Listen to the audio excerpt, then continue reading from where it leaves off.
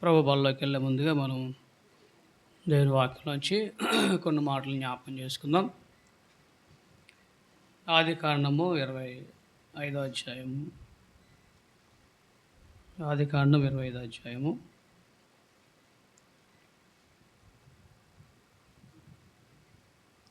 మొదటి 5 వచనాలు మనం అందరం కలిసి చదువుకుందాం. ఆదికాండము 25వ అధ్యాయము మొదటి 5 వచనాలు మనం కలిసి చదువుకుందాం. అబ్రహాము మరలా ఒక స్త్రీని వివాహం చేసుకొనెను. ఆమె పేరు కెతూరా. ఆమె అతనికి జిమ్రాను, యక్షాను, మెదాను, మిద్యాను, ఇష్బాకు, షోవహు అను వారిని కనెను. యక్షాను షేబాహును, దెదానును కనెను. అషూరీయులు, లెతూషీయులు, లెయోమీయులు అనువారు ఆ దెదాను సంతతివారు.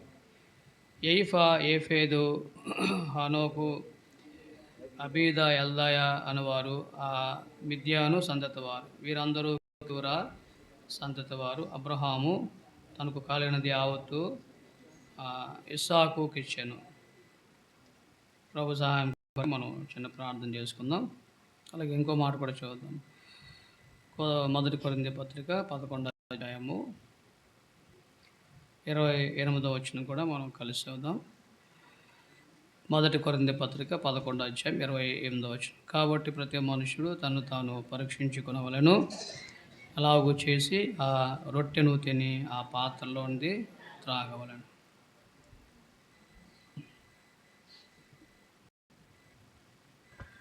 ప్రేమగల ప్రభువా, కృపగల దేవా, ఒకసారి మీకు వందనాలు, స్తుతులు, స్తోత్రాలు. ప్రభువా, ఆరాధనలకు యోగ్యుడవు, స్తుతులకు పాత్రుడుగా ఉన్నటువంటి మా దేవ, ఇంతవరకు ప్రభువా మిమ్మల్ని ఆరాధించినటువంటి అమూల్యమైన సమయాన్ని మీరు మాకు దయచేస్తూ వచ్చేందుకే వందనాలు.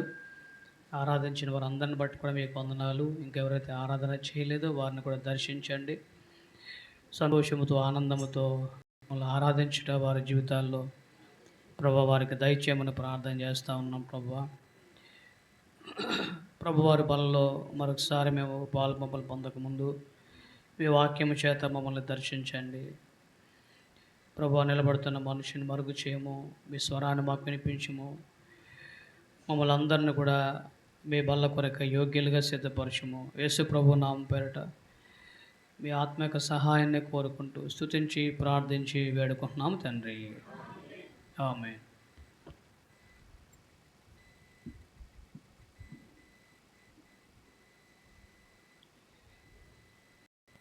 మరి చాలామంది ఆరాధన చేయండి అని చెప్తే కానీ ఆరాధన చేయలేకపోతున్నారా?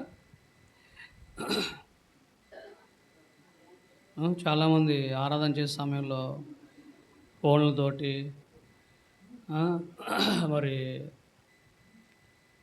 ఏదో అలాగా ఉన్నట్టుగా ఉంటున్నారు. కానీ దేవుని సన్నిధిని మనం ఎంజాయ్ చేయలేకపోతే కనుక మన జీవితంలో ఈ భక్తి ఎలాగైపోద్ది, మనకు ఒక వ్యసనంగా మారిపోద్ది అనమాట. కాబట్టి మొట్టమొదటిగా దేవుని సన్నిధి ఎంజాయ్ చేయడం అనేది మనం నేర్చుకోవాలి. ప్రభువుని మనం ఆస్వాదించడం, ప్రభువులో మనం ఆనందించడం మనం ప్రభువుని ఆస్వాదించే జీవితం, ప్రభువులో ఆనందించే జీవితం మనకు లేకపోతే సంతోషంతో మనం ఆరాధన చేయలేము. మన మనసు ఎట్లా ఉన్నది, ఏంటంటో చేస్తూ ఉంటాము. మరి దేవుని సన్నిధిలో మనం ఆనందించలేము. అలాంటి మనకే ఇబ్బందికరంగా ఉంటుంది, మన పక్కన వాళ్ళు కూడా ఇబ్బందికరంగా. కాబట్టి మొట్టమొదటిగా మనం దేవునిలో ఆనందించడం నేర్చుకోవాలి, ప్రభువుని ఆస్వాదించడం నేర్చుకోవాలి. అప్పుడు మనం సంతోషంతో ఆనందించగలుగుతాం, ఆయన స్తుతించేవారు. ఇప్పుడు అబ్రహాం యొక్క జీవితాన్ని గురించి ప్రాముఖ్యంగా ఆదికాండం నుంచి మనం అనేక విషయాలు జ్ఞాపకం చేసుకున్నప్పుడు అబ్రహాం యొక్క జీవితంలో అనేక సంగతులు మనం మరి ప్రస్తావన నేర్చుకుంటూ ఉన్నాం. ఈ ఆదికాండం 25వ అధ్యాయంలో అబ్రహాము జీవితము మరి ఎక్కడితో ముగించబడతాం మనం చూస్తూ ఉంటాం. అబ్రహాము జీవితము మనం చదివిన వచనాలకి ఇంకా కింద వచనాలకు వస్తే మరి చనిపోవడము, తన పితరుల దగ్గరికి చేర్చబడ్డము, ఇవన్నీ కూడా మనం చూస్తూ ఉంటాం. అయితే అబ్రహాం యొక్క చివరిలో అబ్రహాం ఏం చేస్తూ వచ్చాడో ఇక్కడ పరిశుద్ధాత్మ దేవుడు ఎంతో తేటగా మనకు రాయిస్తూ వచ్చాడు. ఇక్కడ బైబిల్ గ్రంథం అంతా కూడా దేవుని యొక్క ప్రత్యక్షత అనే విషయము మనం తెలుసుకుంటా ఉన్నాం. బైబిల్ గ్రంథం అంతా దేవుని యొక్క ప్రత్యక్షత. అంటే బైబిల్ గ్రంథం మనకి ఏం చెప్తా ఉంది అంటే దేవుని చూపిస్తూ ఉంది. దేవుని చూపిస్తూ ఉంది. అవును, దేవుని చూపించడం మాత్రమే కాదు, బైబిల్ గ్రంథం ఏం చెప్తా ఉందంటే దేవుని యొక్క హృదయాన్ని మనకు చూపిస్తూ ఉంది. దేవుని యొక్క ఉద్దేశాన్ని మనకు చూపిస్తూ ఉంది. ఒక వ్యక్తి ఈ బైబిల్ పట్టుకున్నప్పుడు, ఒక వ్యక్తి ఈ బైబిల్ దగ్గరకు వచ్చినప్పుడు, ఈ బైబిల్లో నాకు ఏముందో తెలియదంటే అది చాలా హాస్యాస్పదంగా ఉంటుందన్నమాట. ఈ బైబిల్లో ఏముందో చెప్పంటే, ఈ బైబిల్లో ఏముందో, దేవుని హృదయం ఏంటో, దేవుని ఆలోచన ఏంటో చెప్పకపోతే కనుక అతని జీవితం అయోమయ స్థితిలో ఉన్నట్టు అనమాట.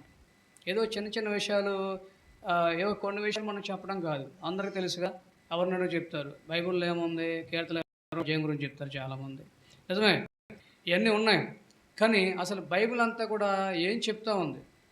బైబిల్ అంతా దేవుని గురించి ఏం చెప్తా ఉంది?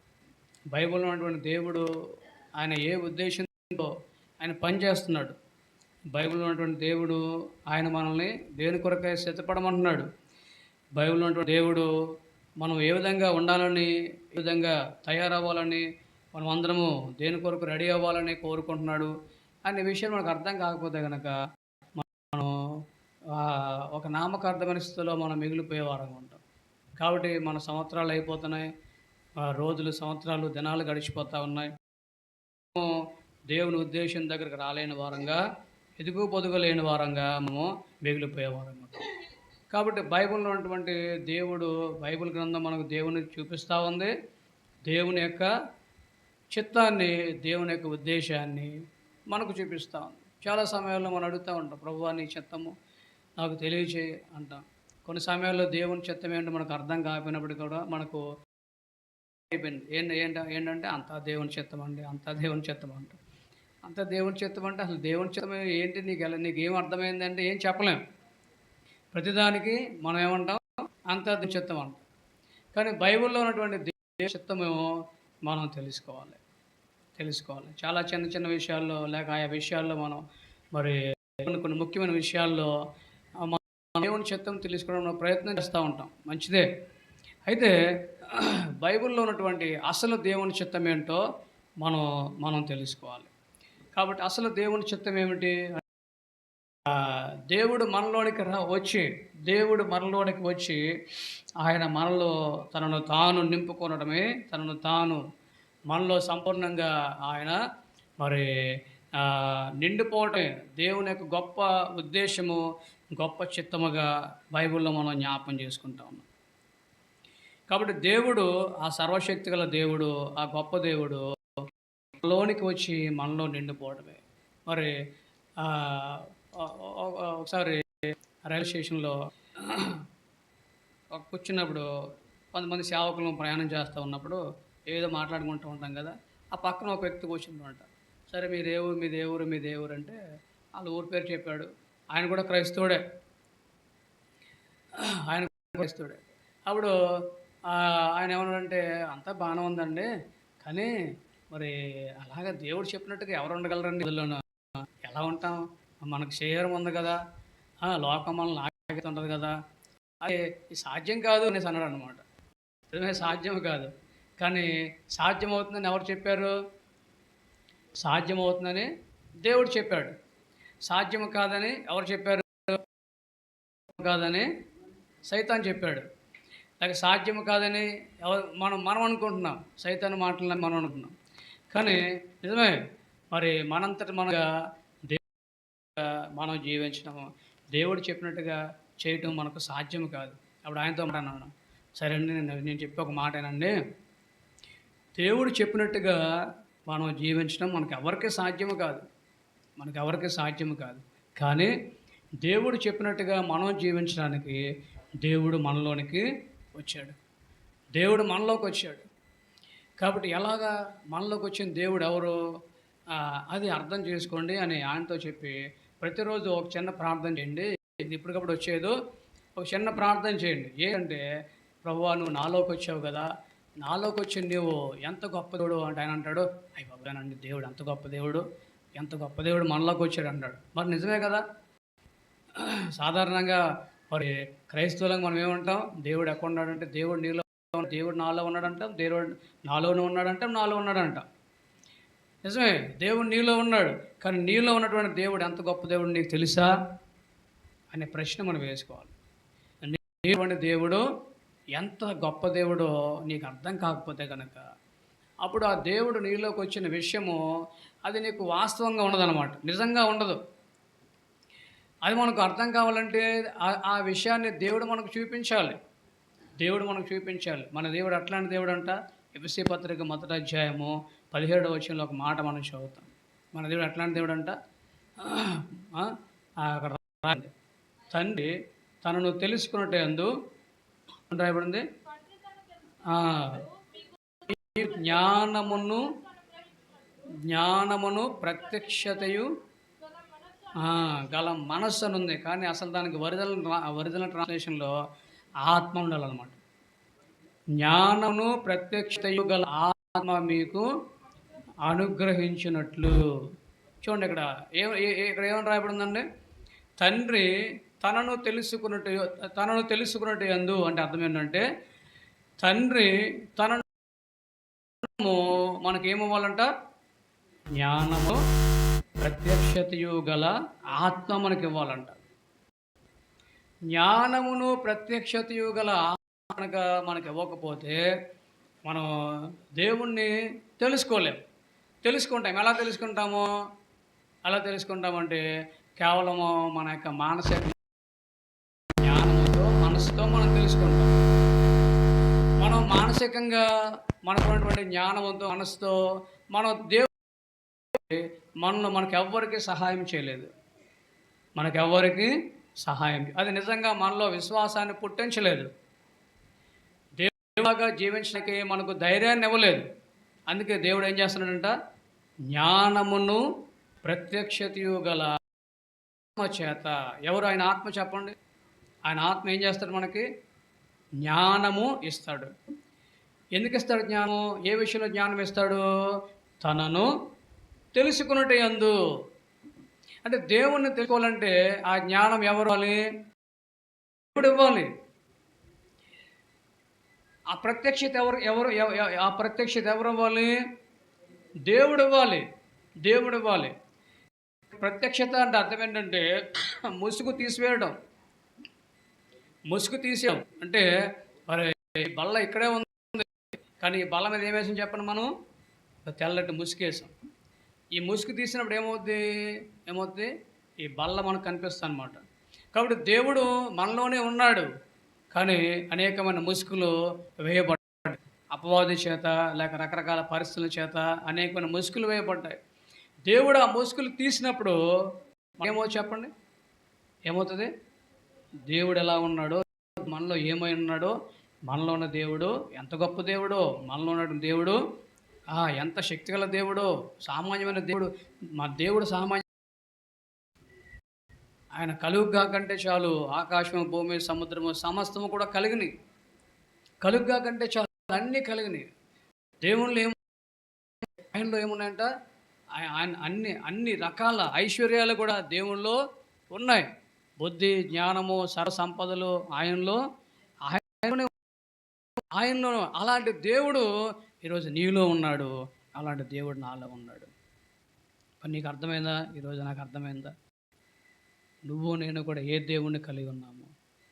నువ్వు నేను ఏ దేవుణ్ణి, ఎన్ని ఐశ్వర్యాలు ఉన్నటువంటి దేవుని కలిగిన వారంగా ఉన్నాము. మనకు అర్థమైపోతే కనుక మన జీవితంతో కూడా శక్తి జీవితంగా మారిపోతుంది. అది అర్థం చేసుకున్నటువంటి పౌలు గారు, అంటే దేవుని ద్వారా ఆ యొక్క ప్రత్యక్షతలు పొందుకున్నటువంటి పౌలు గారు ఏమన్నాడు? నన్ను బలపరిచే నేను సమస్తము చేయగలను. సమస్తము చేయగలిగినటువంటి అలాంటి కార్యం అది ఆ మాట ఎవరిది? అది దేవుని మాట. అది దేవుడే చెప్పాలి ఆ మాట. ఏమని చెప్పాడు పాత నిబంధనలో? నేను సర్వశక్తి గల దేవుడను, నాకు అసాధ్యమైనది ఏదైనా ఉన్నదా అని దేవుడు చెప్పాడు. అంటే నేను సమస్తము కూడా చేయగలను, సమస్తము చేయగలను. కానీ క్రొత్త నిబంధనలో అపొస్తలుడైన పౌలు గారు ఏమంటున్నాడు? నేను కూడా సమస్తము చేయగలను. ఎలా చేస్తావు నువ్వు? ఆల్రెడీ నీ కాళ్ళకి చేతులకి సంకెళ్ళేసి నేను జైల్లో పడేశారు కదా, ఎలా చేస్తావు అంటే పౌలు గారు ఏమన్నాడు? నన్ను బలపరుచు అనేందు నాలో ఎవరున్నారో ఆయన బట్టి నేను చేస్తాను. అంటే ఈ యొక్క రహస్యం మనకు అర్థం కాకపోతే కనుక మన జీవితం అంతా కూడా ఏదో అలాగా మనం వచ్చి వెళ్ళిపోతూ ఉంటాం. కాబట్టి ఆయన చెప్పిన విషయం ఏంటంటే, ఆయన పేరు శాస్త్రి అంట, ఈ మాట ప్రార్థన చేయమని చెప్పాను రోజు. ప్రభువా, నాలో ఉన్నావు, నాలో ఉన్నావు, నువ్వు రక్షించబడ్డావు కదా, బాప్తిసం తీసుకున్నావంటే అవును నేను రక్షించబడ్డానంటే నేను మారుమనసు పొందాను, బాప్తిసం తీసుకున్నాడు. అయితే దేవుడు నీలో ఉన్నాడు కదా, నువ్వు నాలో ఉన్నటువంటి ప్రభువా నువ్వు ఎంత దేవుడు తెలుసుకునే కృప నాకు దయచేయి. నాలో ఉన్నటువంటి నీవు ఎంత శక్తివంతుడువో, ఎంత గొప్ప దేవుణ్ణి, ఎంత పెద్ద దేవుణ్ణి, ఎంత అనంతమైన దేవుణ్ణి నేను కలిగి ఉన్నాను ప్రభువా, నేను చూసేలాగా నాకు సాయం చేయవా అని దేవుణ్ణి చూశాను అన్నమాట. తప్పకుండా ప్రార్థన చేస్తాను. కాబట్టి బైబిల్లో ఉన్నటువంటి రహస్యం బైబిల్ దేవుడు ఆయన ఆయన ఏం చెప్తా ఉన్నాడు, ఆయన మనుషుల విషయంలో ఆయన ఎటువంటి ఉద్దేశాన్ని కలిగిన వాడు ఉన్నాడంటే, దేవుడు మనలోనికి వచ్చి మనలో నిండిపోవాలి అనేది ఆయన గొప్ప కోరిక.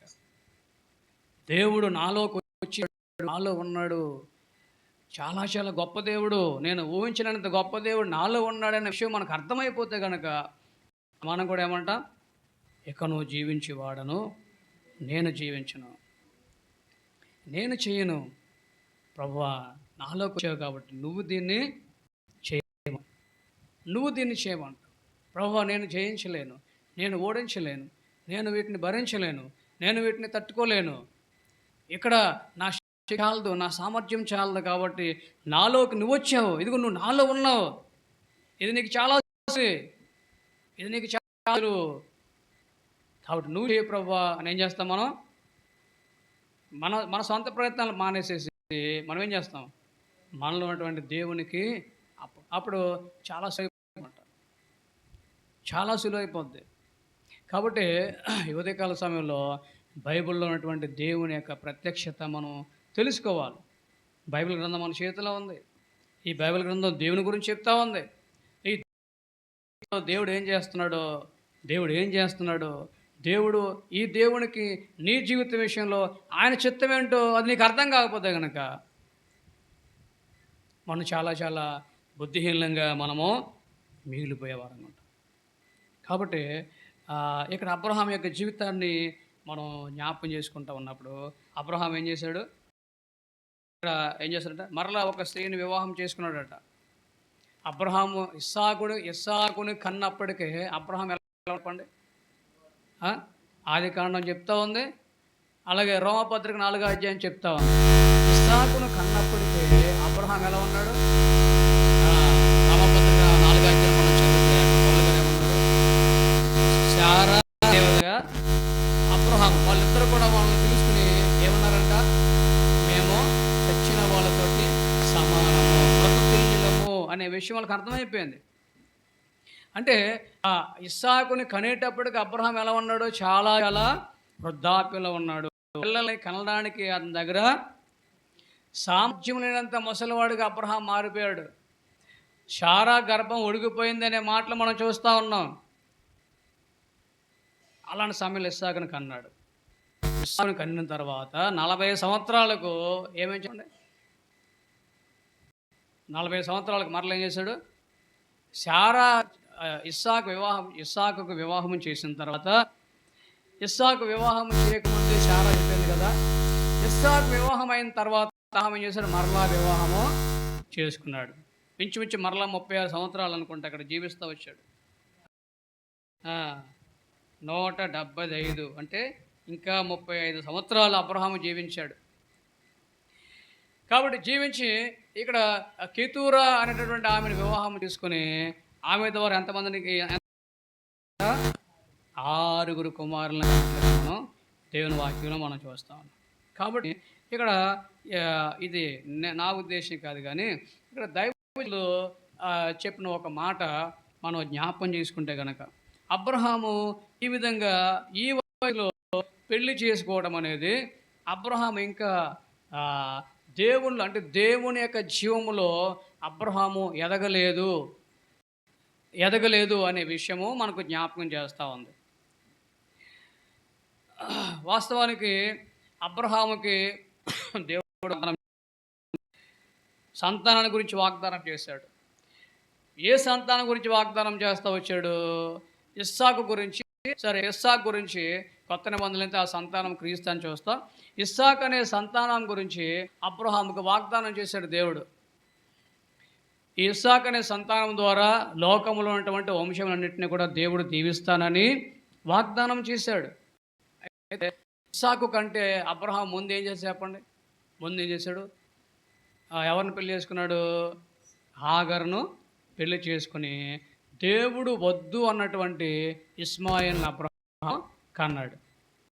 ఇస్మాయిల్ని అబ్రహాం ఎలా కన్నాడు అంటే, తన యొక్క సొంత శక్తితో. దేవుని చిత్తము లేదు అక్కడ, దేవుని యొక్క ఉద్దేశము లేదు, దేవుని ఏర్పాటు లేదు. అలాగే దేవుని చిత్తము, దేవుని ఉద్దేశము, దేవుని ఏర్పాటు లేనటువంటి విధానంలో అబ్రహాము ఇస్మాయిల్ను కన్నాడు. అది ప్రారంభంలో. ఇస్సాకు కంటే ముందు. ఇస్సాకు తర్వాత మరలా అబ్రహాం వివాహం చేసుకుని శారమ్మగా చనిపోయిన తర్వాత మరలా ఏం చెప్పండి? మరలా దేవుని ఉద్దేశంలో లేనటువంటి, దేవుడు చెప్పలేదు పిల్లల్ని కనమని, వాళ్ళని దీవిస్తానని. వాళ్ళ దేవుడు చెప్పలేదు. దేవుని ఉద్దేశం లేనటువంటి, దేవుడు వద్దు అన్నటువంటి, దేవునికి అక్కర్లేనటువంటి పనిని అబ్రహాము చేస్తూ వచ్చారనమాట. చూడండి, ముందు అలాగే చేశాడు ఇస్మాయిల్ విషయంలో. తర్వాత శారాగారు చనిపోయిన తర్వాత మరలా కెతూరానే ఏమైనా పెళ్లి చేసుకుని మరలా అలాగే చేస్తూ వచ్చాడు.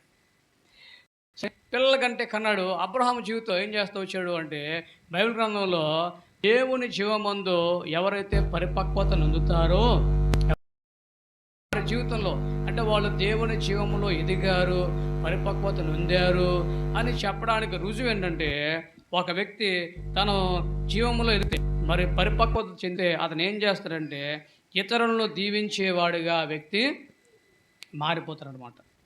ఇతరులను దీవించేవాడిగా మారిపోతాడు. కనీసం అబ్రహాము తన కుమారులను కూడా పిలిచి వాళ్ళని ఏం చేయలేదు? వాళ్ళని దీవించలేదు. దీవించకుండా అబ్రహాం ఏం చేశాడంట? తన దినాలను ముగించుకుని చనిపోయినట్లుగా మనం చూస్తూ ఉన్నాం. పిల్లల్ని చనిపోతూ వచ్చాడు. కాబట్టి ఇక్కడ దైవజనులు చెప్పిన విషయం ఏంటంటే, దీన్ని చదువుతూ ఉన్నప్పుడు మనము దేవుని జీవములో మనం బాగా ఎదిగినప్పుడు, లేక పరిపూర్ణత చెందినప్పుడు మనం ఏం చేస్తామంటే ఇతరులను దీవించే వ్యక్తులుగా మనము మారిపోతాం అన్నమాట. ఇతరులను దీవించే వ్యక్తులుగా మారిపోతాం. అబ్రహాము జీవితంలో అది మనపడదు. అబ్రహాం తర్వాత మనం ఏం చేస్తాం? అబ్రహాం తర్వాత ఇస్సాకు ఉన్నాడు. ఇస్సాకు ఏం చేశాడు? తన బిడ్డలను దీవించాడు లేదా? దీవించాడు. ఎలా దీవించాడు? గుడ్డివాడిగా అయిపోయిన తర్వాత సరైన విధానములో, సరికాని విధానములో తన బిడ్డలను దీవించాడు.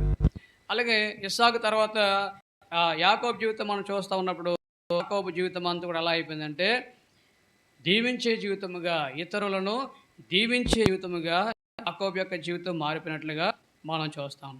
కాబట్టి మనం అందరం కూడా మరి అబ్రహాము జీవితం ద్వారా మనం ఏం చూస్తూ ఉన్నామంటే, అబ్రహాము చాలా గొప్పవాడే. నిజానికి అబ్రహాము చాలా విశ్వాసవీరుడే.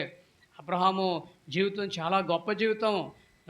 అబ్రహాము దేవుని ద్వారా ఎన్నో ప్రత్యక్షతలు కూడా పొందుకుంటూ వచ్చాడు. దేవుణ్ణి క్రమక్రమంగా ఎదుగుతూ వచ్చాడు. ఆ దేవుడు కూడా అబ్రహాము జీవితంలో ఈ 25 అధ్యాయం వరకు, మన 11 అధ్యాయం నుంచి 25 అధ్యాయం దేవుడు చాలా విషయాలు చేస్తూ వచ్చాడు. అయినప్పటికీ అబ్రహాం ఏం చేస్తూ ఉన్నాడంటే ఇక్కడ తాను జీవములో ఎదుగుదల లేని వాడుగా మారిపోతూ వచ్చాడు. జీవములో ఎదగలేకపోతూ వచ్చాడు. దేవుని జీవములో మనం ఎదిగే కొలది మన దగ్గర దేవుని యొక్క స్వభావము సంపూర్ణంగా మనకు కనిపిస్తుంది అన్నమాట. దేవుని జీవంలో ఎదగకపోతే మనకేం కనిపిస్తుంది? మన యొక్క నిజము, అదేవిధంగా మా అపవాది యొక్క లక్షణాలు మన దగ్గర నిత్యము కనబడతా ఉంటాయి. దేవుని జీవములో మనం ఎదగకపోతే. కాబట్టి అబ్రహాము జీవితంలో జీవములో అంటే అబ్రహాము జీవితం చాలా గొప్ప జీవితమే ఒక ఒక విధంగా చూస్తూ ఉన్నప్పుడు అబ్రహాము జీవితంలో చాలా చాలా గొప్ప విషయాలు దేవుని ద్వారా తను పొందుకుంటూ వచ్చాడు. కానీ అబ్రహాము ఇతరుల్ని ఆశీర్వదించలేని వాడుగా, ఇతరులను దీవించలేని వాడుగా అబ్రహాము జీవితంలో మనకు కనిపిస్తూ ఉన్నాడు. కాబట్టి చెప్పనటువంటి కార్యాన్ని అబ్రహాం చేస్తూ వచ్చాడు. ఇంకో వైపున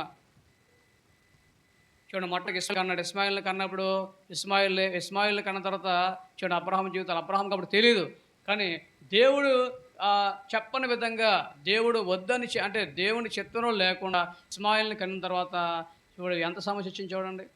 ఇప్పటికీ ఇస్రాయేల్కి యుద్ధం జరుగుతూ ఉందా లేదా? వాళ్ళకి ఒకరికొకరు సమాధానం, వాళ్ళిద్దరు కూడా ఒక తండ్రి బిడ్డలే, కానీ వాళ్ళకి ఏం లేదు చెప్పండి, వాళ్ళకి సమాధానం లేదు. అలాగే ఇక్కడ కెతూరా ద్వారా కొంతమంది పిల్లలు వచ్చారు. అందులో ఎవరంట? అష్షూరీయులు అందులోంచి వచ్చారంట. తర్వాత మిద్యానీయులు అందులోంచి వచ్చారంట.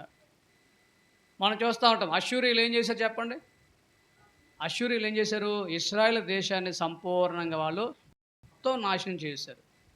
నాశనం చేసి ఆ దినాల్లో యోధా ఇశ్రాయేల్ అని 2 రాజ్యాలుగా దేశం విడినప్పుడు ఇశ్రాయేలు అనేటటువంటి రాజ్యాన్ని వాళ్ళు సంపూర్ణంగా నాశనం చేసి వాళ్ళని ఆయా దేశాలకు చెర తీసుకెళ్ళిపోయి వేరే వాళ్ళని తీసుకొచ్చి ఇశ్రాయేల్ దేశంలో పెట్టేశారనమాట. కాబట్టి అప్పటి నుంచి ఇశ్రాయేల్ అనేది చరిత్రలో లేకుండా పోయింది. ఇది ఎవరు చేశారు చెప్పండి? అష్షూరీయులు చేశారు. అష్షూరీయులు ఇశ్రాయేల్ ప్రజలకు ఏమవుతారు? వాళ్ళ సొంత సహోదరులు అవుతారు. దేవుడు చెప్పకుండా, దేవుని చిత్తం లేకుండా, దేవుని ఉద్దేశం లేకుండా ఒక పని మనం చేస్తే అది ఎటువంటి ఫలితాలు ఇస్తుందో ఈ విషయంలో మనం నేర్చుకోవాలి. దేవుని చిత్తం లేకుండా, దేవుని ఉద్దేశం లేకుండా. అలాగే అందులోంచి ఎవరు వచ్చారంట? మిద్యానీయులు వచ్చారండి. మిద్యానీయులు ఏం చేశారు? సంఖ్యాకాండంలో మనం చూస్తాం కదా. మిద్యానీయులు ఏం చేశారు? ఇశ్రాయేలు ప్రజల్ని పాపంలోనికి, విగ్రహారాధన పాపంలోనికి ఎవరు లాగారు? మిద్యానీయులు లాగారు. తద్వారా ఏమని చెప్పండి? తెగులు వచ్చి ఇశ్రాయేలు ప్రజలు అనేక మంది, వేల మంది చనిపోయారు. ఆ సమయంలో ఫీనెహాసు అనే ఒక వ్యక్తి దానికి పరిహారం జరిగిస్తూ వచ్చినట్టుగా మనం చదువుతూ ఉంటాం. కాబట్టి దేవుని చిత్తములో లేనటువంటి పనులు మనం చాలా చాలా చేస్తూ ఉంటాం. చాలా సమయాల్లో దేవుని అడగకుండా, దేవుని చిత్తం తెలుసుకోకుండా, మన ఇష్టానుసారంగా మనకు నచ్చినట్టుగా, మనకు నచ్చిందని నా ఇష్టమట్లుగా మనం చాలా పనులు చేసుకుంటూ వెళ్తాం. దాని ద్వారా తర్వాత కాలంలో వచ్చే పర్యవసానాలు చాలా చాలా తీవ్రంగా ఉంటాయి. కాబట్టి అబ్రహాము జీవితాన్ని బట్టి మనం మెలుకోవాల్సిన వారంగా ఉంటున్నాం. ప్రతి విషయంలో కూడా దేవుని చిత్తం మనం తెలుసుకొని, వాక్యం ఏం చెప్తుందో మనం తెలుసుకొని, ప్రభు యొక్క ఆలోచన అంటే మనం తెలుసుకొని, మనం ముందుకు వెళ్ళకపోతే కనుక, నా ఇష్టం అనుకొని వెళ్తే కనుక తర్వాత మన జీవితంలో చాలా నష్టపోతాం. కాబట్టి ఇక్కడ అబ్రహాం ఏం చేస్తూ వచ్చాడు? ఆ విధంగా కెతూరాను వివాహం చేసుకోవడం ద్వారా తన జీవితంలో తను పరిపక్వత లేని మనకు కనిపిస్తూ ఉన్నాడో ఇక్కడ వాక్యంలో మనం చూస్తూ ఉన్నాం. కాబట్టి అబ్రహాము జీవితం ఒక్కదానే మనం చూడట్లేదు, కానీ మన బైబిల్లో ఉన్నటువంటి మన దేవుడు అనేక సమయాలు ఏం చెప్తా ఉన్నాడు చెప్పండి? నేను అబ్రహాము దేవుడిని, నేను ఇస్సాకు దేవుడిని, నేను యాకోబు దేవుణ్ణి అని దేవుడు ఏమన్నాడు ఆయన?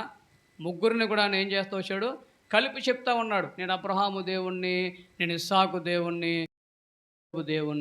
ఒక మాటలో ఇంకో మాటలో మనం దీన్ని ఎలా అర్థం చేసుకోవచ్చు అంటే ఈ ముగ్గురు కూడా ఒకటిగా ఉన్నారన్నమాట. ఇంకో మాట చెప్పాలంటే ఈ ముగ్గురు కూడా ఒక వ్యక్తి యొక్క 3 రకాల అనుభవాలకు జ్ఞాపకం చేస్తూ ఉన్నారు.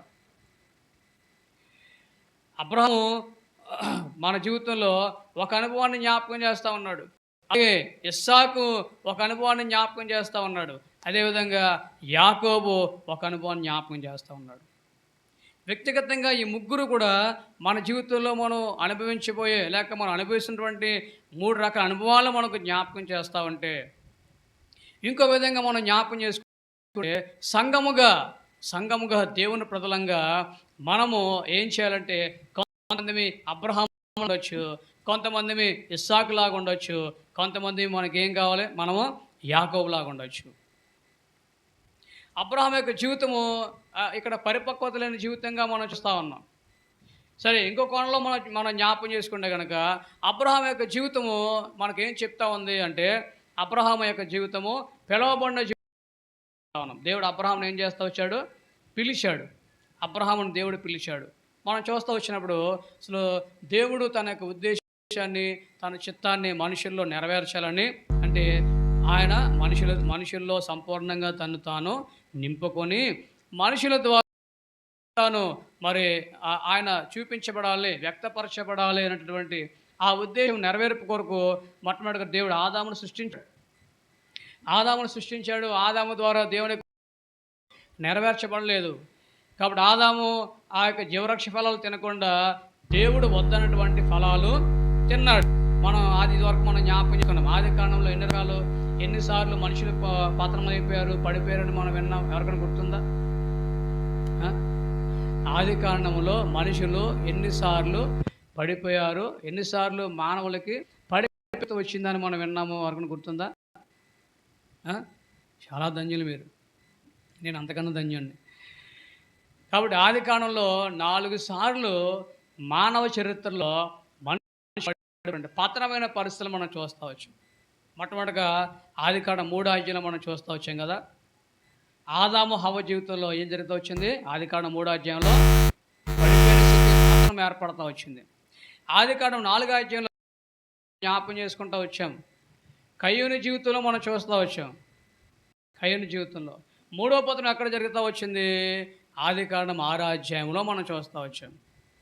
నోహు కాలంలో మనుషులు ఏ విధంగా పడిపోయారో తద్వారా దేవుడు మనుషులందరినీ కూడా నోహు కుటుంబాన్ని తప్పించి ఏ విధంగా నాశనం చేస్తూ వచ్చాడో మనం అక్కడ జ్ఞాపకం వచ్చాం ఆది కాండం 6వ అధ్యాయంలో. అలాగే 4వదిగా మనం చూస్తూ వచ్చినప్పుడు ఆది కాండం 11వ అధ్యాయంలో మనుషులందరూ ఏం చేస్తూ వచ్చారు? దేవునితో మనకి ఇక సంబంధమే లేదు, ఇక దేవుడు మనకు అవసరం లేదు, మనము పేరు తెచ్చుకుందాం, అంతటా మనమే అన్నీ చేద్దాము, ఆకాశం అంటే గోపురాన్ని మనమే కట్టుకుందాం, ఇక దేవుడు మనకు అవసరం లేదు, మనమే దేవుడు అన్నట్లుగా మనుషులు 4వసారిగా ఏ విధంగా పతనమైపోయారో మనం చూస్తవచ్చు. కాబట్టి ఆదాము యొక్క వంశంలో నుంచి ఆదాము ద్వారా దేవుడు తన ఉద్దేశాన్ని నెరవేర్చుకోవాలని ఆశపడ్డాడు, కానీ అది జరగలేదు. ఆదాము ఆ విషయంలో ఆదాము తర్వాత తన యొక్క వంశంలన్నీ కూడా తప్పిపోతా వచ్చినాయి. కాబట్టి దేవుడు ఏం చేస్తా వచ్చాడు? అబ్రహామును దేవుడు పిలిచాడు. కాబట్టి అబ్రహాము మనకు దేవుని జ్ఞాపకం చేస్తున్నాడు అంటే దేవుని పిలుపు అనే విషయాన్ని మనకు జ్ఞాపకం చేస్తున్నాడు.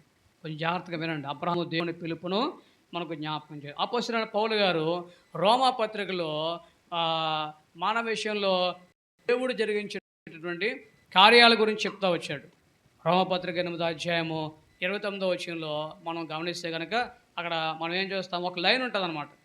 దేవుడు ఎవరిని ముందు ఎరుగెనో వారి పిలిచెను అనే మాట మనం చూస్తూ ఉంటాం. పిలిచెను తర్వాత ఏమైందంట?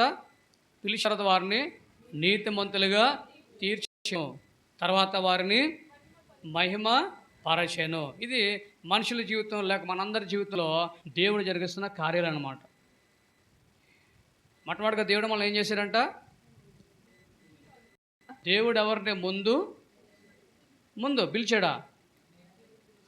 ముందు నిర్ణయించుట లేక వారిని ఏర్పాటు చేసుకోవడము ఇది ముందు అనమాట.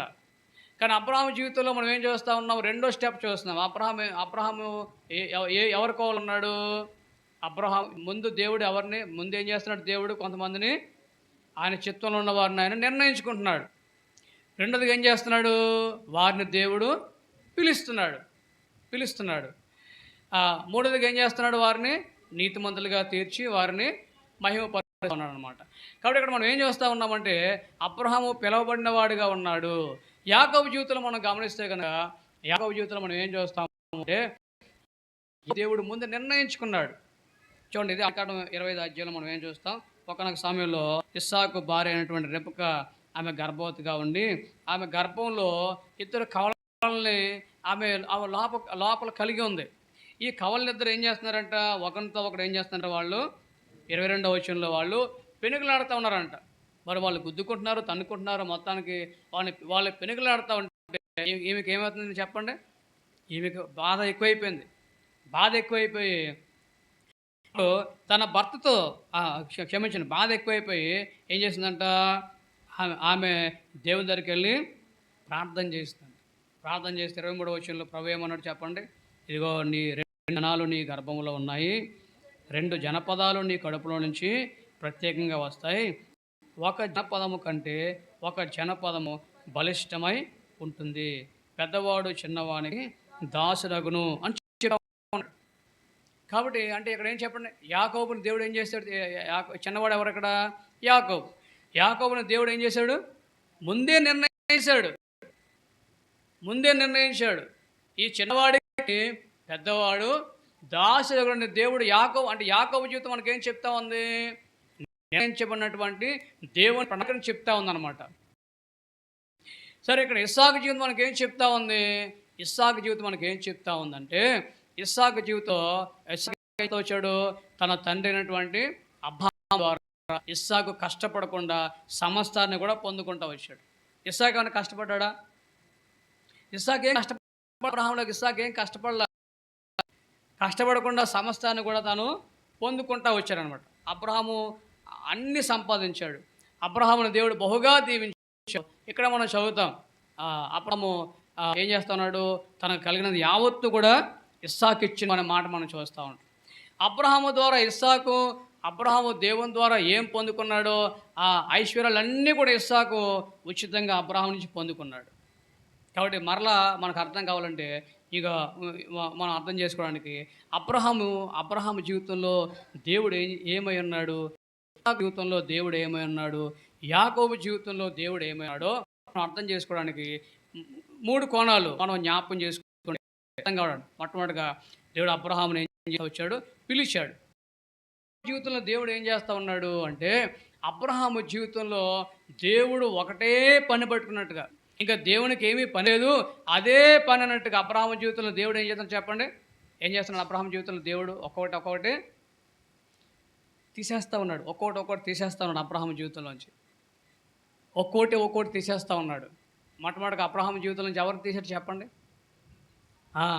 దేశాన్ని తీశాడు, బంధువులను తీశాడు, తండ్రిని తీశాడు, ఇంకెవరిని తీశాడు, లోతుని తీశాడు. తర్వాత అబ్రహాముకి చాలా ఇష్టమైన దాసుడు ఎవరు, ఎలియాజరు.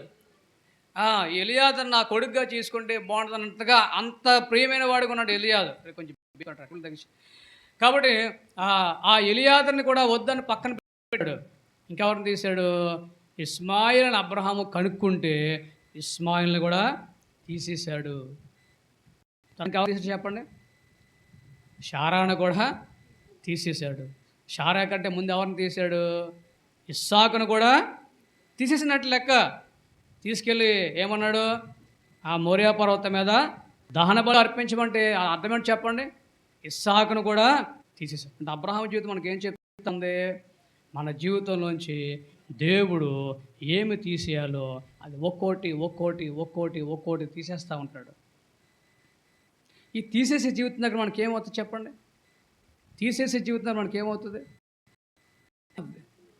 మనకు చాలా బాధ కలుగుతూ ఉంటుంది. కొన్నిసార్లు ప్రభు మన ఆరోగ్యాన్ని తీసేస్తాడు. కొన్నిసార్లు ప్రభు మనకున్నటువంటి అవకాశాలు తీసేస్తాడు. సీట్ చెడ్డ ఇంగ్లాండ్ దేశంలో ఆ దినాల్లో మంచి క్రికెట్ ప్లేయర్ ఆయన,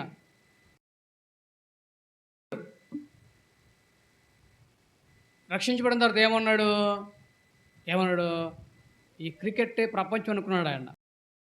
ప్రభు ఏమన్నాడంటే క్రికెట్ని నీలోంచి తీసేయమన్నాడు. ఎంత కష్టపడి చెప్పండి. ఇంటర్నేషనల్ లెవెల్లో క్రికెట్ ఆడే ఆటగాడు క్రికెట్ని వద్దని చాలా కష్టంగా ఉంటుంది. వాజ్పేయి గారు ఒక అమ్మాయి ప్రేమిస్తూ ఉండేవాడు, చారిటీ చాంగ్ అని. దేవుడు ఏమన్నాడంటే ఆ అమ్మాయిని నీ జీవితంలో తీసేయమన్నాడు. ఎంత కష్టంగా ఉంటుంది? తీసేయాలి. తీసేయకపోతే నీకు చాలా ఇబ్బంది, నీకు చాలా ఇబ్బంది. తీసేశాడు. అబ్రహాము జీవితం ఏం చెప్తా ఉందంటే దేవునికి ఇష్టం కానివి, దేవుని ఉద్దేశంలో లేనివి ఏదైతే నీ జీవితంలో ఉన్నాయో అవన్నీ కూడా కత్తిరించి వేయబడటం చెప్తా ఉంది. నువ్వు చెప్పగలవా? నా జీవితంలో దేవుడు ఇది వదిలిపెట్టేమన్నాడు, వదిలిపెట్టేశాను. నా జీవితంలో దేవుడు దీన్ని వద్దన్నాడు, ఇది వదిలేసాను. నువ్వు చెప్పగలవా? చెప్పే జీవితం నీ దగ్గర లేకపోతే కనుక నువ్వు ప్రాసెస్లో లేవన్నమాట. ఏదో ఊరిని రక్షించబడ్డా కానీ సరైన ప్రాసెస్లో దేవుని యొక్క సరైన విధానంలో నువ్వు వెళ్ళట్లేదు. అబ్రహాము జీవితం ఏం చెప్తా ఉందంటే పిలువబడ్డాడు నిజమే. అబ్రహాముతో దేవుడు ఒక్కొక్కటి తీసేయడం చాలా బాధ. ఇది తీసేయడం చాలా బాధ.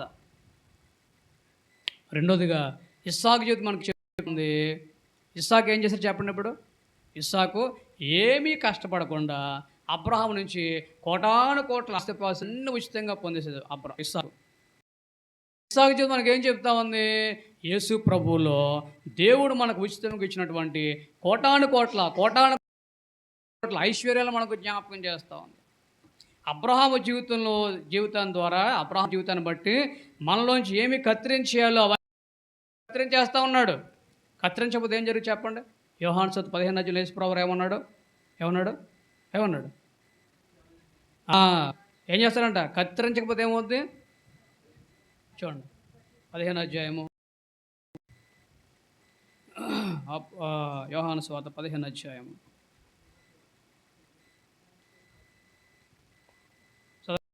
చదవండి.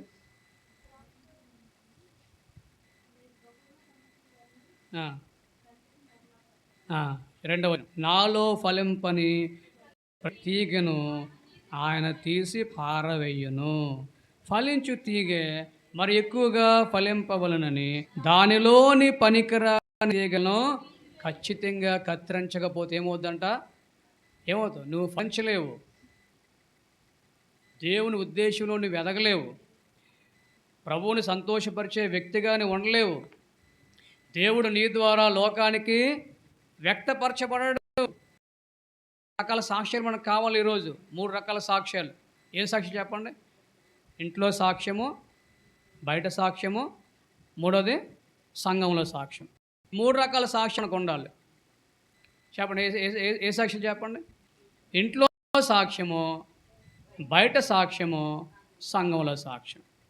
ఇంట్లో నీ భార్య నీ గురించి సాక్ష్యం చెప్పకపోతే, నీ భర్త నీ గురించి సాక్ష్యం చెప్పకపోతే, నీ కోడలు నీ గురించి సాక్ష్యం చెప్పకపోతే, నీ అత్తగారి గురించి సాక్ష్యం చెప్పకపోతే, నీ తోటకోడలు నీ గురించి సాక్ష్యం చెప్పకపోతే ఇంట్లో నీ భక్తి వేస్ట్ అన్నమాట. ఇంట్లో సాక్ష్యం. రెండోది ఏ సాక్ష్యం చెప్పండి? బయట సాక్ష్యం. ఇంట్లో ఆరాధన చేయొచ్చు, కానీ ఇంటి పక్కడు వీళ్ళు దేవుడు నమ్ముకుని ఏం దేవుడు అని అంత మాట్లాడితే గజ్జి పెడతారు, మాట్లాడితే బాగుపడతారు. అసలు మార్పులేదు. నీ ఇంటి పక్కోడు నీ గురించి సాక్ష్యం చెప్పకపోతే అవుట్ అనమాట. ఇంట్లో సాక్ష్యం, తర్వాత బయట సాక్ష్యం. 3 సాక్ష్యం అని చెప్పండి. సంఘంలో సాక్ష్యం. సంఘంలో నీ గురించి ఎవరైనా సాక్ష్యం చెప్పగలరా? ఈ సహోదరి నిజంగా మంచి విశ్వాసం, ఈ సహోదరి నిజంగా ప్రభువుని పోలు జీవిస్తుంది, ఈ సహోదరి నిజంగా దేవుని ప్రేమ కలిగి జీవిస్తుంది, ఈ సహోదరి చాలా మాదిరికరమైనది. సాక్ష్యం. ఈ 3 సాక్ష్యాలు లేకపోతే కనుక మనం ఎక్కడ తేలుతామో మనకి చూసుకోండి సార్. ఓకే, కాబట్టి ఇక్కడ మనం ఎక్కడికి వెళ్ళాం ఇప్పుడు?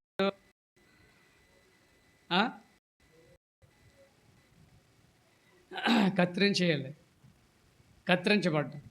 కాబట్టి కత్తిరించకపోతే ఏమో చెప్పండి, మనం ఫలించే జీవితం ఆగిపోద్ది అనమాట. తప్పకుండా కత్తిరించబడాలి. అబ్రహాము జీవితం మనకు ఏం చెప్తా ఉందంటే కత్తిరింపు ఉండాలి. దేవుడు ఎక్కడ కత్తిరించాలో, నీలో ఉన్న గర్వము, అహంకారము, అతిశయము, చాలా విషయాలు ఉంటాయి మన దగ్గర. ఇవన్నీ కత్తిరించాలి. అప్పుడు దేవుడు ఏమవుతాడు? అబ్రహాము దేవుడే నా దేవుడు అవుతాడు. నేను అబ్రహాము దేవుని అంటే ఏమిటి? అదనమాట. ఇస్సాకు దేవుడు అంటే ఏంటి చెప్పండి? ఇస్సాకు దేవుడు అంటే అర్థం ఏంటి? అబ్రహాము యొక్క ఐశ్వర్యాలను ఇస్సాకు ఉచితంగా పొందుకున్నాడు. దేవుని గొప్ప ఉద్దేశం ఏంటంటే యేసు ప్రభువులో ఉన్నటువంటి ఐశ్వర్యములన్నీ కూడా, దేవుల్లో ఉన్న ఐశ్వర్యాలన్నీ యేసు ప్రభువులో ఉన్నాయి. యేసు ప్రభువులో ఉన్న ఐశ్వర్యం ఏం చేస్తూ ఉన్నాడు? మనలోనికి కుమ్మరించి ఆయన ఐశ్వర్యాలతో మనం నింపేయాలని చెప్పేసి ఆయన కోరుకుంటాం. శేషంలో కనపడ్డ సహోదరుడి గురించి. కాబట్టి ఆ దేవుని ఐశ్వర్యాలు అనుభవించాలి ఉచితంగా. యేసు ప్రభువులో అన్నీ మనకున్నాయి. దేవుడే మనలోకి వచ్చేసాడు. ఆయనలో సమస్తం మనకున్నాయి. ఇప్పుడు అవన్నీ మనం అనుభవించాలి. అవన్నీ అనుభవించకపోతే కనుక ఇస్సాకు దేవుడిగా మన దేవుడు మనకు ఈరోజు అనుభవంలోకి రాడు. ఎలా ఉంటాడు దేవుడు? ఏ అంటే అంతా ఓడిపోయే జీవితమే. దేవుడు నమ్ముకున్నాం కానీ అంత బేదరకమైనటువంటి ఉంటుంది మన జీవితంలో. మూడోది ఏంటి చెప్పండి? యాకోబు జీవితం. యాకోబు జీవితం ఏంటి చెప్పండి? యాకోబు జీవితం ఏంటి? యాకోబు ముందు ఎలా ఉన్నాడు చెప్పండి? మోసగాడు. యాకోబు అంటే అదేంటి చెప్పండి? మోసగాడు. లేకపోతే మడిమని పట్టుకుని లాగేస్తాడంట. ఎక్కువ ఏం చేస్తాడు? కాలెట్టుకుని కిందకి లాగేస్తాడు అనమాట. కాబట్టి అలాంటి ఈ యాకోబు తర్వాత ఏమైపోయాడు చెప్పండి? ఏమైపోయాడు? క్రమక్రమంగా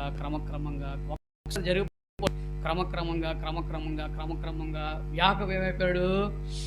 ఇశ్రాయేలుగా, దేవుని యొక్క రాకుమారుడిగా మారిపోయాడు. యాకోబు జీవితం ఎంత అద్భుతమైందంటే, అక్కడ యాకోబు జీవితం ఏమైపోయింది చెప్పండి? ఏమైపోయింది యాకోబు జీవితం? ప్రతి ఒక్కరిని కూడా దీవించే జీవితంగా మారిపోయింది.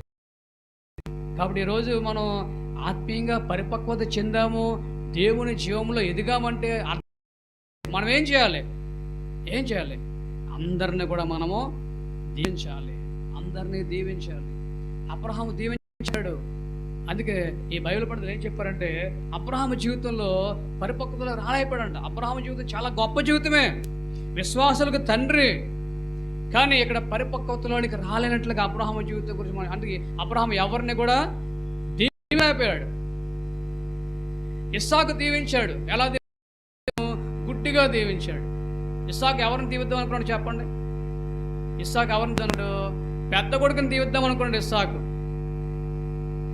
కానీ దేవుని ఉద్దేశంలో ఎవరిని దీవించాలని దేవుని ఉద్దేశంలో ఎవరున్నారు? చిన్న కొడుకు యాకోబు ఉన్నాడు.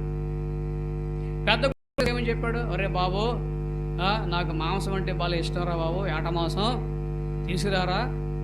కొంతమందికి మటన్ అంటే బాగా ఇష్టం కదా, తీసుకురారా అని చెప్పేసి అంటే తీసుకురా, ఈరోజు నువ్వు తీసుకొచ్చినటువంటి మటన్ తిని, ఆ వేట మాంసం తిని నేను దీవిస్తానని చెప్పాడు అనమాట. ఇప్పుడు సరే అని యాషా వెళ్ళిపోయాడు. ఈ మాట ఎవరున్నారు? రెబెక్కమ్మ గారేని మంచి వాళ్ళ భర్తకి ఎలా ఉండలాగా మంచి కూర ప్రిపేర్ చేసి యాకోబుకి ఇచ్చి పంపించింది. బాబోయ్, ఈ అసలు రహస్యం బయటపడితే దేవునికి బదులు ఏమొస్తుంది? నాకు శాప వస్తుందేమమ్మ అంటే, ఒరే ఆ శాప మీద నా మీద వస్తుందని చెప్పేసి వాళ్ళ అన్నయ్యకేమో ఏర మీద ఏమంటే వెంట కవర్ చేయడానికి ఒక మేకతోలు కప్పేసి పంపించేస్తే ఈ యాకోబు వెళ్ళి యాషా కొంచెం స్వరం నుంచి మాట్లాడుతున్నాడు. కొంచెం డౌట్ వచ్చేసింది. డౌట్ వచ్చి, నీ వాసన చూస్తుంటే యాషావులాగా ఉంది నీ బట్టలని, కానీ నీ స్వరం చూస్తుంటే యాకోబులాగా ఉంది అంటే, లేదు నేను యాషావుని అన్నాడు అనమాట. అప్పుడు వేసాడు పెద్ద కొడుకు అనుకునే చిన్న కొడుకుని గుడ్డిగా దీవించేసాడు అనమాట. మొత్తానికి ఇస్సాకు దీవించాడు కానీ గుడ్డిగా దీవించాడు. కానీ యాకోబు జీవితం వచ్చి తెలవని చెప్పండి? యాకోబు తను దేవుని కలుసుకున్న తర్వాత క్రమక్రమంగా తన జీవితం ఇప్పుడు రూపాంతరపరచబడింది. కాబట్టి ఐగుప్తులోనికి వెళ్ళాడు తన కొడుకు దగ్గరికి. ఐగుప్తులోకి యాకోబు వెళ్ళినప్పుడు ఈ యాకోబు తండ్రి తీసుకుని ఈ యోసేపు ఏం చేశాడు? ఫరో రాజు దగ్గర తీసుకొచ్చారనమాట. ఆ రోజుల్లో ఫరో రాజు ఎవరు చెప్పండి? ఫరో రాజు ఆ దేశానికి రాజు మామే కాదు, కానీ దేవునితో సమానం. వాడు దేవునితో సమానం. ఫరో రాజు ముందుకెళ్ళగానే యాకోబు ఏం చేశాడంట? ఫరోని చేతులెత్తి ఆశీర్వదించాడంట. ఫరోకు మదిపోయింది. ఎవరు? నేనే దేవుడు కదా ఇక్కడ, నడుము దీవిస్తున్నాడు అనుకుంటాడంట. యాకోబు జీవితం ఎలా మారిపోయింది చెప్పండి? నువ్వు ఎవరైనా కావచ్చు, నువ్వు ఎంత గొప్పవాడైనా కావచ్చు, కానీ నా ముందు నువ్వు చాలా తక్కువ వాడివే. అంటే యాకోబు తక్కువ వాడు అన్నట్లుగా మాట్లాడదు, కానీ యాకోబు దీవించేవాడిగా మారిపోయాడు. ఆ సమయంలో యాకోబు ఇంకా మంచం మీద నుంచి లేవలేకపోతున్నాడు, నీ తండ్రి కాయలే పడిపోయాడు, ఇంకా కొన్ని రోజుల్లో ఉంటాడేమో అని చెప్పేసి అని యోసేపు కౌరసే అప్పుడు యోసేపు వాళ్ళిద్దరు కొడుకులు తీసుకుని యాకోబు దగ్గరికి వెళ్ళాడు. అప్పుడు యాకోబు కళ్ళు కనిపించట్లేదు. అప్పుడు ఏం చేశాడు? ఈ యాకోబు యొక్క కుడి చేతి దగ్గర పెద్ద కొడుకుని పెట్టి, ఎడం చేతి దగ్గర చిన్న కొడుకుని పెట్టి, తండ్రి ఇక వీళ్ళిద్దరిని దీవించమన్నాడు. అప్పుడు యాకోబు ఏం చేశాడు? చేతులు అలా పెడతా మసి ఇలా పెట్టాడు. కుడి చేయి చోట మీద పెట్టి, ఎడం చేయి పెద్ద మీద పెట్టి దీవించేస్తున్నాడు. అప్పుడు యోసేపు ఏం చేశాడు? బలవంతంగా చేతులు అలా కాదు నాన్న, ఇది పెద్ద చేతులు మార్చడానికి ప్రయత్నం చేస్తుంటే అప్పుడు యాకోబు ఏమన్నాడు? ఏమన్నా చెప్పండి, ఏమన్నాడు? అవునండి, ఆదికాండము 47వ అధ్యాయము.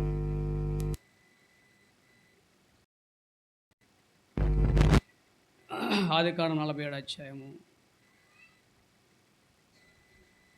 47వ అధ్యాయంలో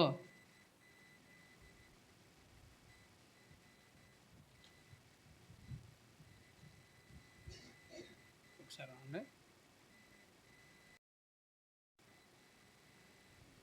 క్షమించండి, 48వ అధ్యాయం. 48వ అధ్యాయము 17-18 వచ్చిన. యోసేపు ఎఫ్రాయిము తల మీద తన చూసినప్పుడు అది అతనికి ఇష్టం కాకపోయాను గనుక అతడు మనష్షే తల మీద పెట్టించవలని తన తండ్రి చెయ్యి ఎఫ్రాయిము తల మీద ఎత్తినప్పుడు అయితే అన్నాడు, నా తండ్రి అట్లు కాదు, ఇతడే పెద్దవాడు, నీ కుడి చెయ్యి ఇతని తల మీద పెట్టమని చెప్పాను. ఆయనను తన తండ్రి ఒప్పక, అది నాకు తెలియను, అది నాకు తెలియను. చూడండి, యోసేపు కళ్ళు క్షమించండి, యాకోబు కళ్ళు కనిపించట్లేదు. ఇప్పుడు అతని తండ్రి అలాగే యాకోబు కూడా ఏమైపోయి చెప్పండి? యాకోబు కళ్ళు కనిపించట్లేదు, కానీ ఆత్మీయంగా యాకోబు ఎలా ఉన్నాడు చెప్పండి? ఆత్మీయంగా యాకోబు చాలా చాలా ఉన్నాడు.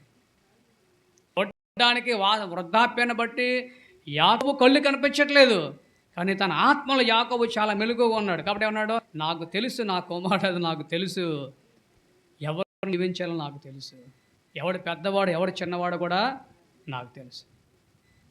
తర్వాత నెక్స్ట్ మళ్ళీ ఆ తర్వాత అధ్యాయంలో మనం చూస్తే కనుక 48వ అధ్యాయంలో వరుసగా యాకోబు కుమారులు అందరినీ దీవిస్తూ ఉంటాడు. ఇప్పుడు యాకోబు జీవితం ఏంటి చెప్పండి? యాకోబు జీవితం ఏంటి? పరిపూర్ణత, దేవునిలో ఆత్మీయంగా జీవములో ఎదిగిన స్థితి. ఈరోజు జీవంలో మనం ఎదగిన కారణాన్ని బట్టి మనం ఏం చేస్తాం చెప్పండి? ఏం చేస్తున్నాం? జీవంలో ఎదగిన కారణాన్ని బట్టి మనం క్రైస్తవులమే, కానీ ఎంతోమంది చేసుకునే వాళ్ళగా మనం మారిపోయాం. జీవంలో ఎదుగుదల లేదు. జీవంలో ఎదగిన కారణాన్ని బట్టి మనం ఏం చేస్తున్నాం? ఒకళ్ళని బట్టి ఒకళ్ళు పెట్టుకునే వాళ్ళంగా, ఒకళ్ళని బట్టి ఒకళ్ళు మనం సనుక్కునే వాళ్ళంగా, ఒకళ్ళని ఒకళ్ళు మనం సహించలేని వాళ్ళంగా మనం మారిపోయాం. మనం దీవించేది మన దగ్గర పోయింది. కానీ జీవంలో మనం అయితే ఏం చేస్తామంటే జీవములో మనం ఎదిగితే ఏం చేస్తామంటే శత్రువుని కూడా మనం ఏం చేస్తాం? దేవుడిని దీవించుగాక అంటాం. ఇష్టం లేని పని, ఎదుటి వ్యక్తి మనకు కోపం కలిగించిన, నష్టం కలిగించిన, ఎదుటి వ్యక్తి మనకు బాధ కలిగించిన ఏం చేస్తాం? హృదయపూర్వకంగా దేవుడిని దీవించుగాక అంటాం. కానీ ఈరోజు మనం ఎంతో కాలమైన ప్రభువుని నమ్ముకుని, కానీ మనం ఒకలంటే పడదో, మనకు ఒకరు కెట్టదో, సహించుకోలేము, చిన్నదానికి మనం టెన్షన్ పడిపోతాం, ఓర్చుకోలేము, కొన్నిసార్లు లేని ఊహించేసుకుంటాం. మనం ఎక్కడ మనం? కాబట్టి జీవంలో ఎదిగితే మనం ఏం చేస్తామంటే మొన్న మధ్య నేను భీమవరం ట్రైన్ టైం అయిపోయింది, దూరం వెళ్ళాలి బాగా, ఆ ట్రైన్ టైం అయిపోయింది, బండి తోకల పొడిలో పెట్టి రోడ్డు పక్కన కాబట్టి ఆడు చేయెత్తే బస్సు ఆపలేదు. వాడు వెళ్ళిపోయాడు, ఇంకోటి వచ్చాడు, ఆడు చేయెత్తినాడు బస్సు ఆపలేదు. చాలా కోపం వచ్చింది. సరే ఏం చేస్తాం మరి, కోపడకూడదు కదా. అబ్బా, అమ్మ బామ్మన్నాడు బావగారు నేను దింపుతానులే అని చెప్పేసి అని ఆ చెయ్యి ఎత్తకుండా వెళ్ళిపోయాడు కదా బస్సు. ఆయన వాక్ చేసుకెళ్ళిపోయి వ్యవరాసం ఆడకంటే ముందు వెళ్ళిపోయి ఆడు బస్సు ఎక్కించాడు అనమాట. నేను బస్సు ఎక్కుతుంటే కండక్టర్ మీరే కదా చేస్తారు, సారీ అండి మా వాడు తప్పు చేయడు సారీ అంటున్నాడు. నాకు అర్థమైపోయింది నేను కోపడతాను తిడతాను. సారీ అండి మాకు తప్పు అంటున్నాడు. ఆయన మంచి కండక్టర్ బాబు.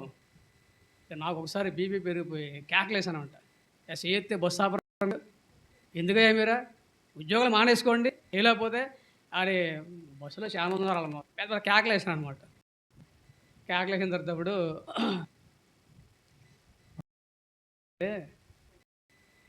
నువ్వు కేకలేయడం మంచిదేనని చెప్పి అన్నారు అనమాట. ఏంట్రా బాబు ఇలాగ మొదలెట్టిందని చెప్పేసి అనుకున్నాను నేను. మంచిదే కదా ప్రభు, ఆడి తప్పు కదా, తప్పు ఆడిది, తప్పు చేసాడు మన కేకలతో తప్పేంటి అంటే తప్పు ఆడిదైనా కానీ నువ్వు కేకలేయడం తప్పు కాదు, ఎంతమంది నిన్ను చూపించావనేసి అన్నాడు. అడిగాడు సోతాకు నాకు సిగ్గేస్తుంది ఇప్పుడు ఏం చేయాలి ప్రభు అంటే అన్నాడు. క్షమాపణ ఏం చెప్పాలి, నాదేం తప్పులేదు కదా.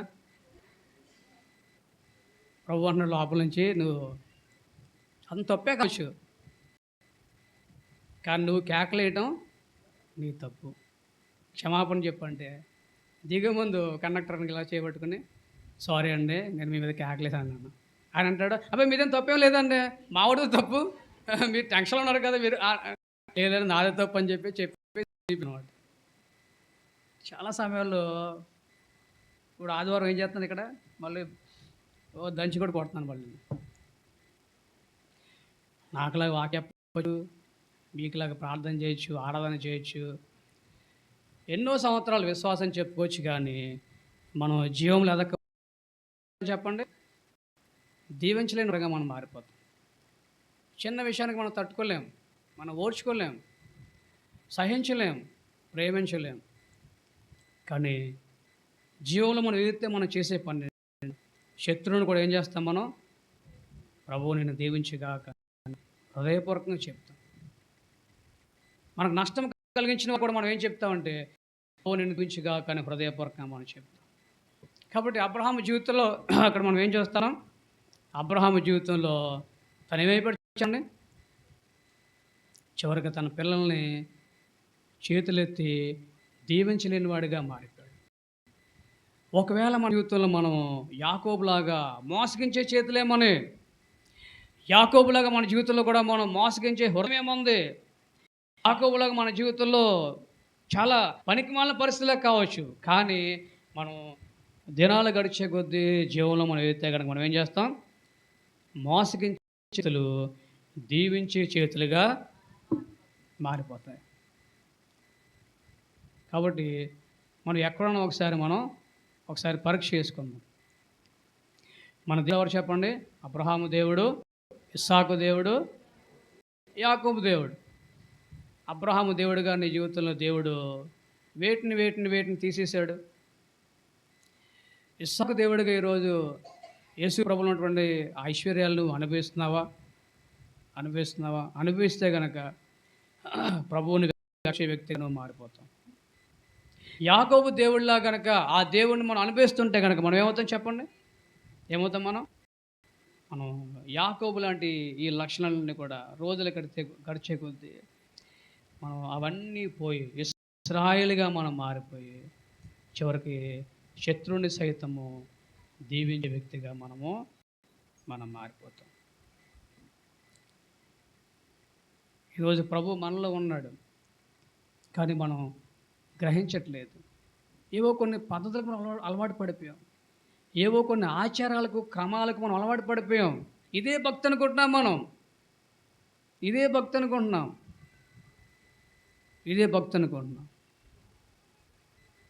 భక్తి కాదు.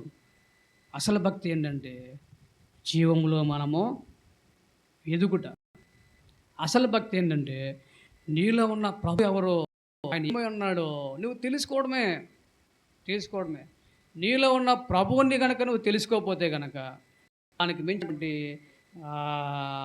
ఏమనాలి, ఇంకా దానికి మించినటువంటి నష్టము, లేక దానికి మించినటువంటి దౌర్భాగ్యత ఇంకోటి లేదు.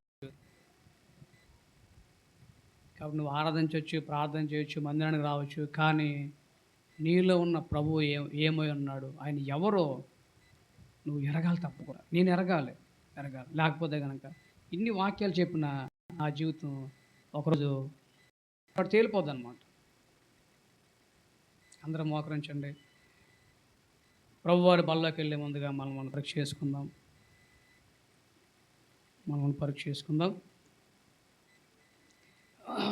మన దేవుడు అబ్రహాము దేవుడు, ఇస్సాకు దేవుడు, యాకోబు దేవుడు. అబ్రహాము దేవుడిగా దేవుడు నీ జీవితంలో ఈరోజు ఏం తీసేయమంటున్నాడు? ఎవరిని వదిలేయమంటున్నాడు? దేన్ని వదిలేయమంటున్నాడు? అది నువ్వు చేయగలుగుతా ఉన్నావు ఈరోజు. సాగుగా ప్రభు యొక్క ఐశ్వర్యాలు మనం అనుభవిస్తున్నామా? అనుభవించాలంటే కనుక ముందు మనలో ఉన్న ప్రభు ఎవరో మనం తెలుసుకోవాలి. అప్పుడే మనకేమొస్తుందంటే పరిపూర్ణత, పరిపక్వత మనకు వస్తుంది.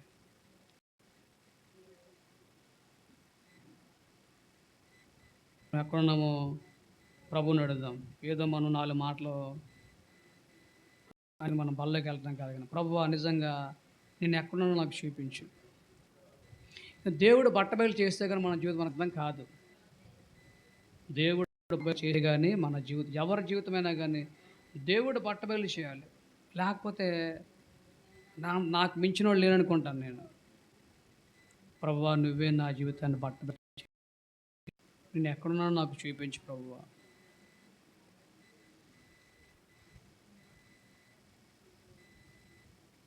జీవంలో ఏ కృప దయచేయండి. నీలో పరిపక్వత చెందే కృప దయచేయండి. కత్తిరించబడవలసినవి నువ్వు కత్తిరిస్తావంటే ఇంకా ఎక్కడ నేను నీకు ఆటంకం చెప్తా ఉన్నాను. ఆ విషయంలో నాకు సహాయం చేయి. లేకపోతే నా జీవితం రాబోయే కాలంలో గందరగోళం అయిపోద్ది. క్రీస్తు ఐశ్వర్యాలు అన్నీ క్రీస్తు నాలోకి వచ్చిన కారణాన్ని బట్టి అవి నేను చూచే కృప దయచేయి. ఇలాగా నన్ను రూపాంతరపరచు ప్రభువా. ఇశ్రాయేలుగా నన్ను మార్చు ప్రభువా. మనం అలాంటి తీర్మానంతో ప్రభు బల్లో చేయవేద్దాం. ఎవరికొరగా మనం అటు ఇటు చూడకుండా మనం పరీక్ష చేసుకుందాం.